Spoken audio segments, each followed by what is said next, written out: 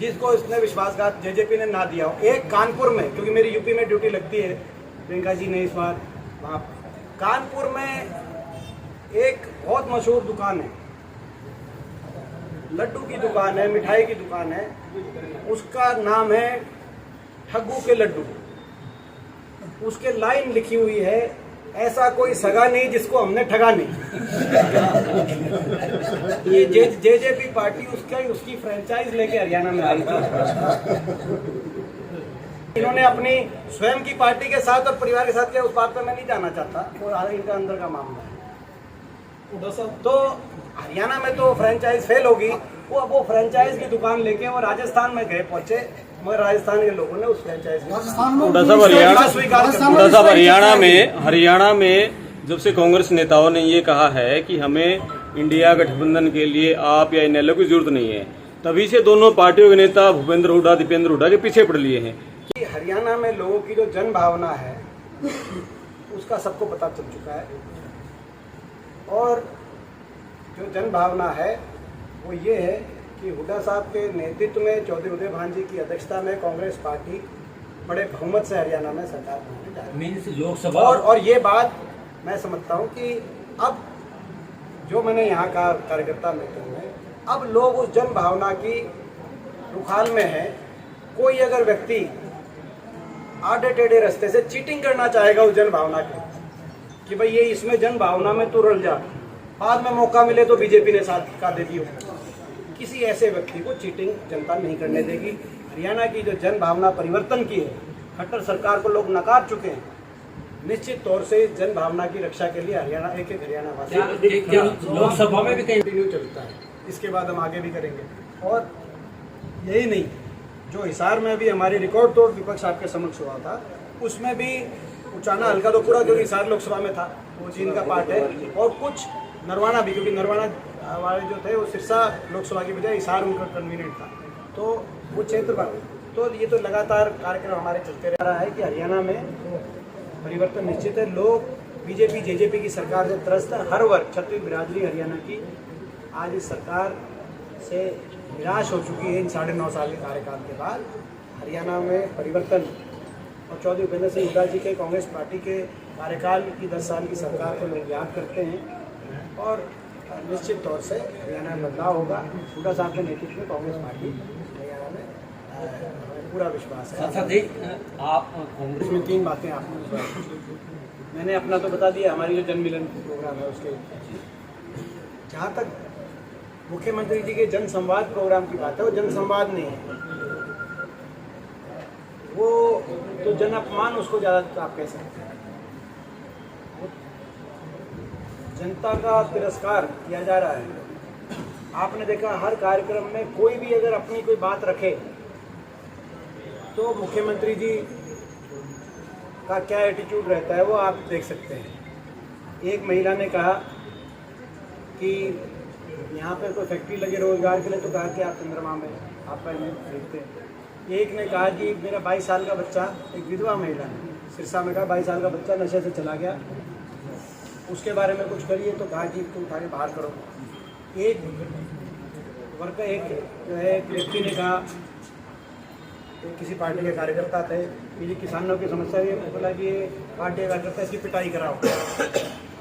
एक महिला ने दुपट्टा तक अपना जो है मुख्यमंत्री जी के कदमों में डालने का काम किया, लेकिन उसका भी पूरा तिरस्कार किया गया। कहने का मतलब ये कि ये ऐसा लगता है कि मुख्यमंत्री जी के आसपास ऐसे लोग हैं जो हमेशा उनकी प्रशंसा के 9.5 साल में इतने आदी हो गए, क्योंकि इससे पहले कोई प्रोग्राम तो किए नहीं।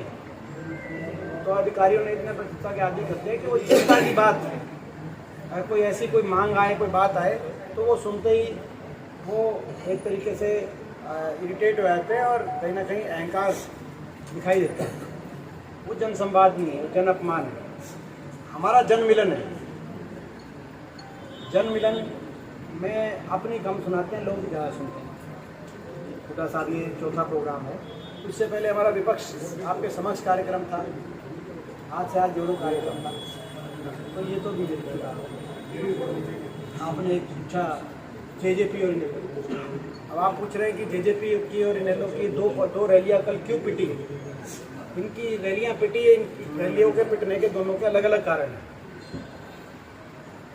इनेलो की तो इसलिए पिटी क्योंकि अभय सिंह ये फैसला ही नहीं कर पाए कि वो विपक्ष में है कि सत्ता के साथ है।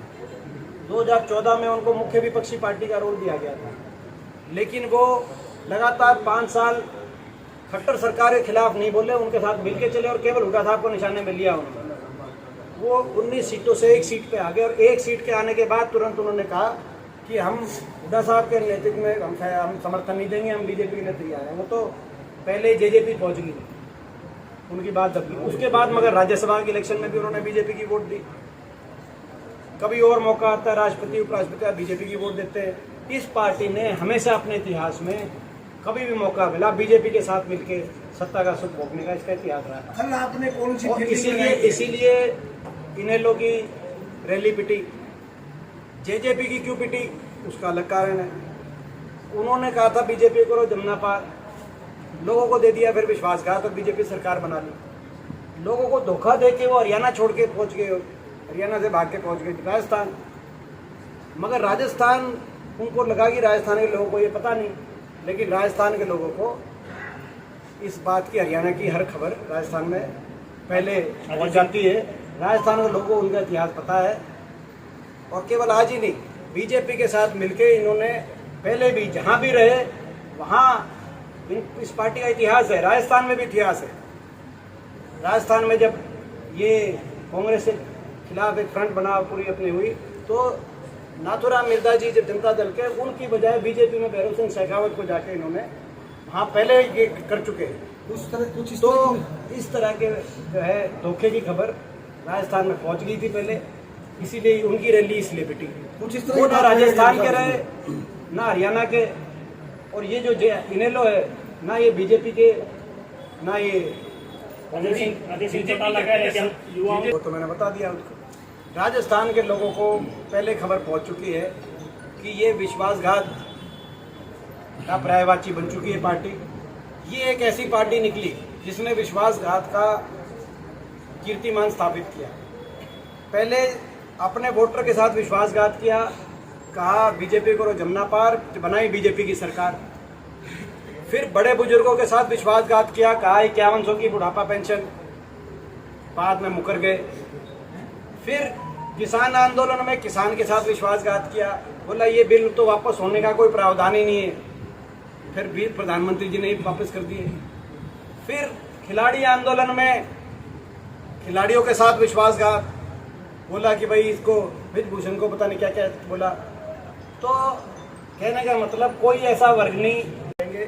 मगर इसमें अब ये जो जनमिलन कार्यक्रम चल रहे हैं, इसके जो स्वरूप के बारे में जैसे बताया गया कि भाई हर अलग अलग जो रिप्रेजेंटेशंस हैं वो लेकर आने वाले समय में किस रूप से कांग्रेस पार्टी उनकी बात समझे और क्या आश्वासन दे जिला स्तर पे, अपना क्या कार्यक्रम बनाए। जब कांग्रेस सरकार बने तो जिला स्तर पे किस रूप से, तो उस रूप पे हम हर डिस्ट्रिक्ट के अंदर प्रोग्राम कर रहे हैं। ये अभी पिछले हफ्ते करनाल में था और मेरा मानना है कि शायद जींद के आगे वो हुड्डा साहब ही घोषित करेंगे जो अगला जो जिला है, लेकिन एक जींद के आगे आपने विधानसभा वो जो है मैं जैसे कहा हरियाणा के अंदर कांग्रेस पार्टी सक्षम है। हर क्षेत्र से कांग्रेस पार्टी अपने दम पे भाजपा को से मुकाबला करने के लिए, भाजपा का परास्त करने के लिए सक्षम। दिल्ली पुलिस ने रिपोर्ट सौंपी प्रदूषण के खिलाफ, उस पर क्या कहना? दुख की बात है। मैं पूछना चाहता हूँ कि जब हमारी देश की बेटियां जो ओलंपिक में मेडल लेके आई हैं, उनको दिल्ली की सड़कों पे घसीटा जा रहा था, जब वो हरिद्वार अपना मेडल को अपने गंगा में बहाने के लिए पहुंची, तो बीजेपी के किसी एक मंत्री ने, हरियाणा के मुख्यमंत्री से लेकर और केंद्र के हर केंद्रीय मंत्री से लेकर बीजेपी के एक सांसद, एक विधायक, किसी एक पदाधिकारी ने भी ये नहीं कहा कि इनको आप ठहरे रखें, आपके साथ न्याय होगा, इन मेडलों को आप मत बहाएं। तो यानी कि कहीं ना कहीं वो मेडल भी जो है बीजेपी को पसंद नहीं थे। क्या ये समझा जाए?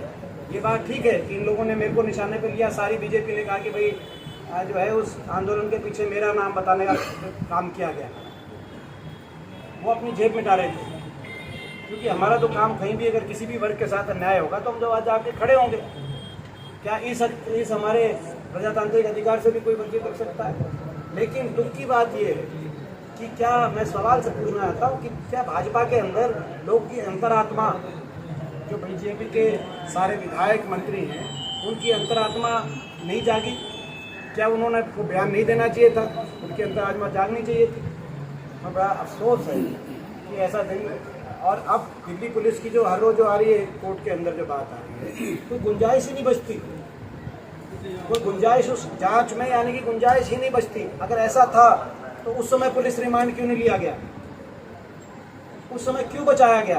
क्यों हमारी बेटियों को घसीटा जा रहा था, जब दिल्ली पुलिस की जांच की रिपोर्ट ही कहती है?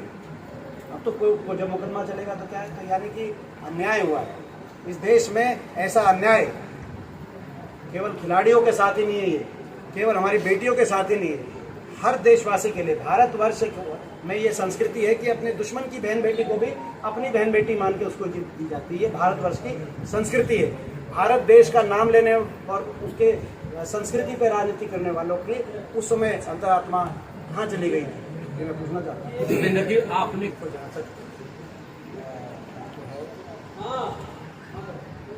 बात है, वीरेंद्र सिंह जी की बात है, वो भाजपा में है